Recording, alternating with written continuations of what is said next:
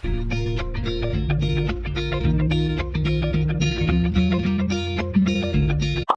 morning, everyone.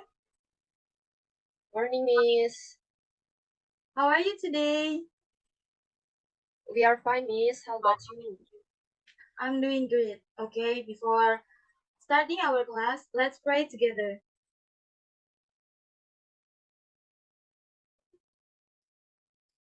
Okay, then let me check your attendance list. Novia Nurul Anissa, Novia present, Miss. Nur Rahma Wulandari Tobing. Present, Miss. Okay, good. Karena minggu kemarin kita sudah membahas new items, so sekarang kita akan membahas part atau bagian yang ada di dalam news item atau gaya bahasanya, yaitu direct and indirect speech.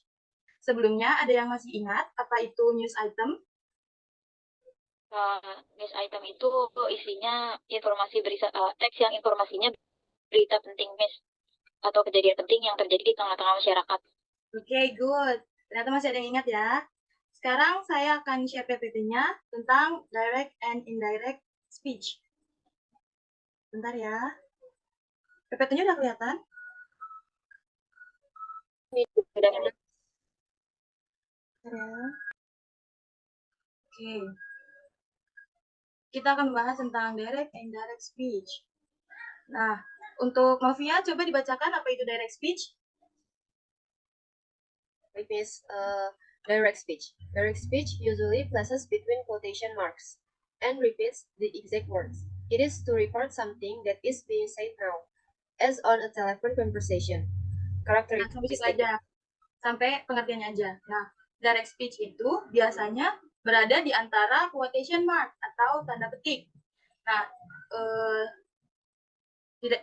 direct speech itu untuk mengulangi apa yang orang lain katakan. Jadi kita hanya melaporkan gitu. Orang ngomong kayak gini, kita laporkan lagi seperti itu. Terus contohnya kayak lagi telepon nih. Kita ada lagi telepon ngomong gini terus kita sampaikan lagi kayak gitu. Nah, untuk karakteristiknya, yang pertama itu ditandai oleh quotation mark atau tanda petik. Yang kedua ada intonasinya itu, yang di dalam quotationnya itu biasanya naik daripada yang bagian lain. Nah, oke, sekarang contohnya bacain lagi, Nau. And the example, my dad ordered me deliver this food to your brother. And the second example is, Danny's sister told me your mom called you many times. Oke, itu contohnya ya. Terus kita lanjut ke slide selanjutnya. Oke, sekarang Ulan coba bacain yang indirect speech Ulan. Pengertiannya aja dulu ya. Indirect speech. Indirect speech is speech which tells you what someone said, but doesn't the person's actually words. It is usually used to talk about the past. So we normally change the tense of the word spoken. Indirect sentence will be changed if the main sentence is in the form of past tense. Oke, jadi indirect speech itu untuk menceritakan kembali apa yang orang katakan, tapi di masa lampau. Jadi kita udah lampau, terus kita ceritakan kembali. Dan biasanya si pronoun atau person yang di dalamnya itu berubah pronounnya. Jadi tensisnya pun berubah, misal dari present pindah ke past, dan yang dari past jadi past perfect. Terus karakteristiknya tidak ada quotation mark, jadi tidak ada tanda petik di dalam indirect speech. Lalu intonasinya itu biasanya lurus-lurus aja, malah terkadang di akhir intonasinya itu turun. Lalu yang tadi seperti saya bilang, the pronounnya itu berubah. Contohnya lanjut, Ulan, bacakan lagi.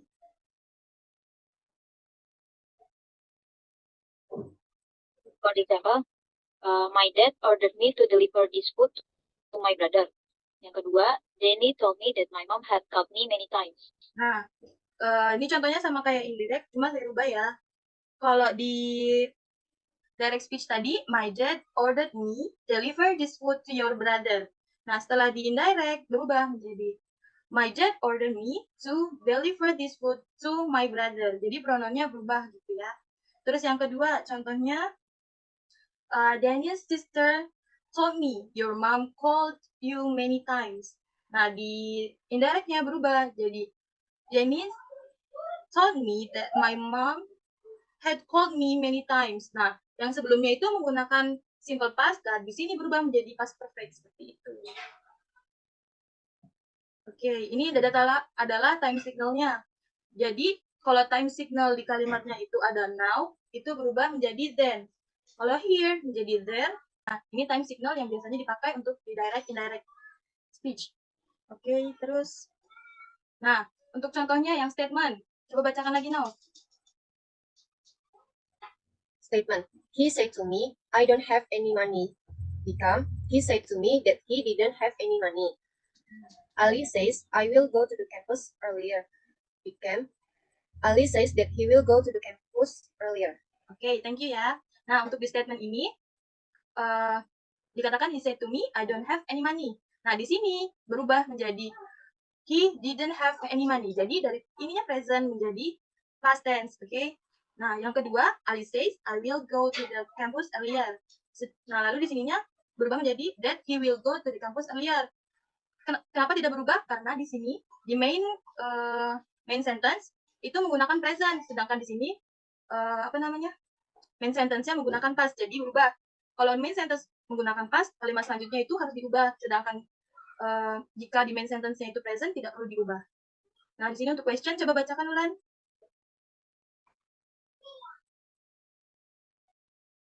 Yang question, contohnya, yes or no question, they ask me, are you happy today? Become, they ask me, if or whether I was happy that day. Selanjutnya, he asked him, what did you do yesterday? Become, she asked him what he had done the day before. Oke, thank you. Nah, di sini contoh question itu yes no question. They ask me, are you happy today? Nah, conjunction-nya itu dari are you happy today menjadi if atau whether, bisa menggunakan salah satunya. Nah, di sini dari are you-nya itu menjadi I, karena mereka tuh bertanya pada saya kan, jadi you-nya itu berubah menjadi I, lalu diikuti was, karena dari present to past. Nah, di sini today-nya diganti menjadi that day, seperti di time signal sebelumnya. Untuk WH question, ini tidak perlu conjunction loh, jadi langsung aja dari si ask him, langsung what he had done the day before. Yesterday juga diubah menjadi the day before mengikuti time signal. Lalu untuk command, Novia, bacakan lagi tolong. Baik, Miss. Untuk yang command, he ordered me, meet me at 7 tonight, menjadi he ordered me to meet him at 7 that night. Selanjutnya, my mom warned me, don't put your phone on this wardrobe, menjadi my mom warned me not to put my phone on that wardrobe. Nah, untuk command ini beda ya. Jadi, tidak perlu memakai that dan tidak ada perubahan tenses. Jadi langsung aja, he ordered me to meet him at at 7 that night. Paling yang diubah hanya time signalnya aja. Dan yang kedua juga sama, my mom warned me not to. Nah, kalau yang positif menjadi to terus verb 1, sedangkan yang negatif menjadi not to. Karena di sini warn itu seperti melarang, jadi kan negatif kalimatnya. Oke, selanjutnya di sini nih ada perubahan tenses. Kalau di kalimat directnya itu present berubah menjadi past, sedangkan kalau udah past diubah menjadi past perfect. Di present continuous diubah menjadi past continuous kayak gitu dan seterusnya. Bisa dibaca ya. Oke, sekarang kita lanjut ke latihan. Oke, siapa yang mau menjawab latihan nomor 1 dan 2? Saya, Miss. Oke, Nov. Number 1, Leo said that he was busy then. Oke, good. Number 2, he said that his car had broken the weeks before. Oke, good. Ya benar. Jadi setelah set ini ditambah that dan I-nya berubah menjadi mengikuti si Leo. Leo kan laki-laki, berarti berubah menjadi he. Nomor 2 juga benar. Lalu nomor 3 dan 4 siapa yang menjawab? Ulan? Ya, saya coba ya, Miss. Nah, Nomor 3 itu, my cousin told me that I didn't need to go to the market. Yang keempat itu, your dad asked me where we had gone the night before. Oke, good. Terima kasih sudah menjawab. Dan terima kasih sudah ikut kelas saya. Terakhir, saya minta untuk kalian mengerjakan tugas ya. Saya minta kalian mencari 5 saja, 5 direct sentence, lalu kalian ubah menjadi indirect sentence. Oke ya? Terima kasih untuk karena sudah mengikuti kelas saya. Saya akhiri. Assalamualaikum.